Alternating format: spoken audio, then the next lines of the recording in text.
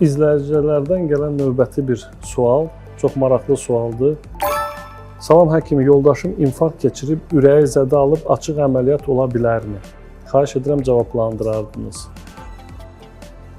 İnfarktdan sonra bir çox xəstəyə açıq ürək əməliyyatı olma bilərmi? Yox, açıq ürək əməliyyatı vacibdir, mütləqdir.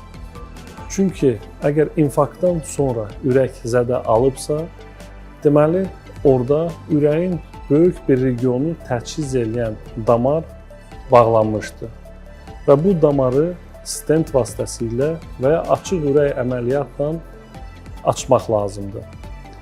Sual burasındadır ki, bu əməliyyatı xəstəyə əməliyyatın riskini minimala endirmək şərti ilə nə vaxt və necə icra eləmək lazımdır? Bizim klinikamızda praktika belədir ki, təzə infarkt keçirmiş xəstələrdə ilkin işimiz xəstəni sabitləşdirməkdir. Ondan sonra da düzgün taktika seçərək açıq ürək əməliyyatını icra eləməkdir. Bu taktika 3 cürdür. Ürəyi dayandıraraq əməliyyat eləmək, ürəyi dayandırmadan əməliyyat eləmək və çox ağır xəstələrdə və damarları çox daralmış olan xəstələrə ürək ağciyər aparatına qoşularaq, amma ürəyi dayandırmadan əməliyyat etmək.